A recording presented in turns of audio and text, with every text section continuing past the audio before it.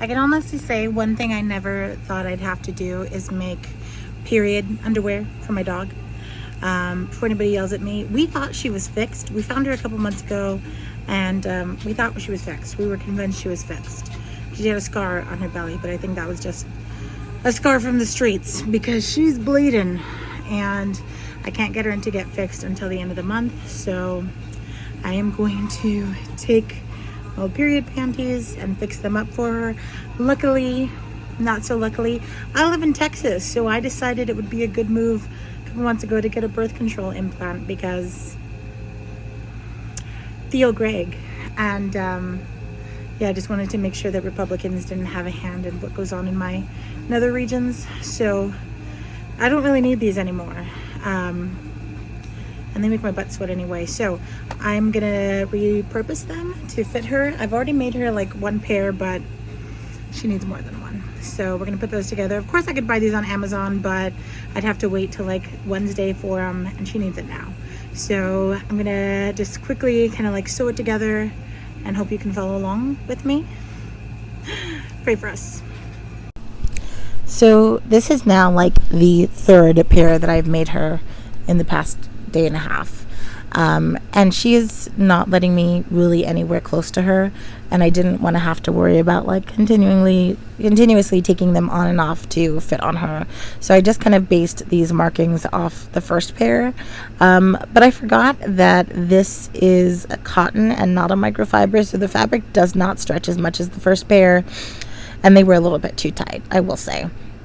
Also, one of the most important things you want to make sure you're doing is folding it from seam to seam and not just directly laying it flat and marking it there, because you want to have that excess in the back, because obviously our booty has more meat than our front does, right?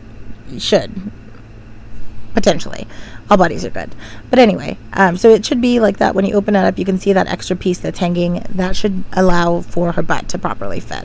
So I just was trying to line up and figure out where to put the hole for her tail. The first time around I did this, I didn't properly mark it. None of my pins were working, so I just kind of like had spots everywhere, and so I just had to like figure out the proper placement for it. Wound up drawing this weird diamond shape after folding everything in half. This would be much easier if I was sewing with like a flat panel and not an already constructed pair of underwear, and had been like not lazy and pulled out my tools and my ruler to measure everything. But this is a pair of dog underwear. Like, I don't need it to be perfect. And I'm sorry that I'm not wearing a bra and I have super saggy boobs right now, but I just got off work and I can't be bothered. I just don't want my dog to bleed over everything anymore. You can actually buy dog underwear off Amazon, but they weren't going to get here till like Thursday, and today is Thursday. That's a full week of bleeding, so I just figured I'd repurpose these. And I'm starting by just doing a zigzag stitch up the top, and wanted to make sure to backstitch. Normally with a zigzag you don't have to backstitch, but I just wanted this to be extra secure because I knew she was going to be fidgeting and moving around a lot and running, and I didn't want to risk any seams popping. About an inch in, of course I had all this excess fabric because, you know, we are humans and not dogs, and so the back needed to be pulled up to match the bottom of the leg. So I wound up just doing some hand pleating. I figured that would be the easiest thing. It's kind of like ruched butt underwear almost that I gave her, the little scrunch butt that's super popular. But I wound up just doing these little hand pleats here just to allow for her to have that extra coverage when she stretches. Also, like, I don't really know dog anatomy. She doesn't let me get too close to her to measure her. She's being very fussy, understandable. So I just kind of had to eyeball and I just like sew it and hope for the best. But once I got to the bottom, I again backstitched multiple times just to keep it secure, and then wound up with this, and it actually looks really cute, and it looks really cute on her too. So repeating the same on the other side.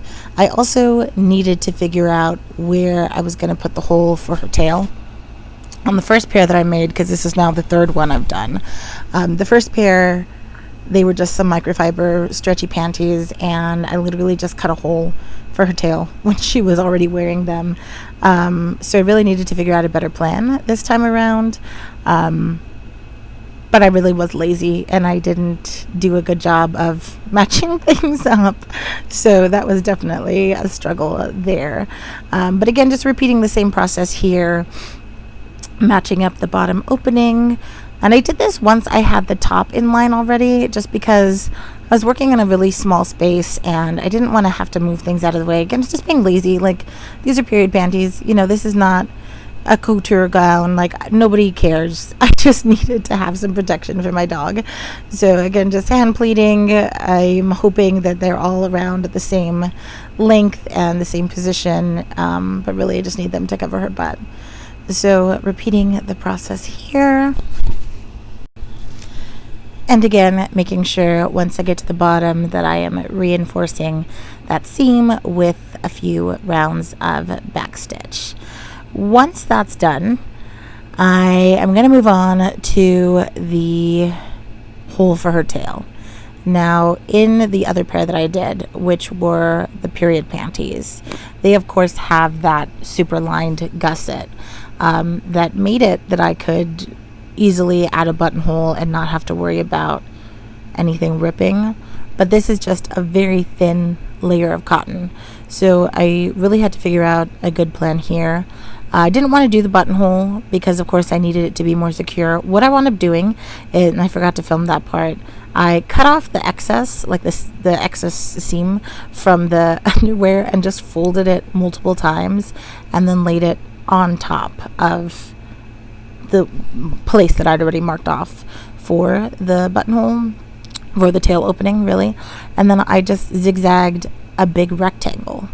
Again, I was just kind of trying to do this quickly because she needed a pair, and so nothing is really marked properly, measured out properly, balanced properly.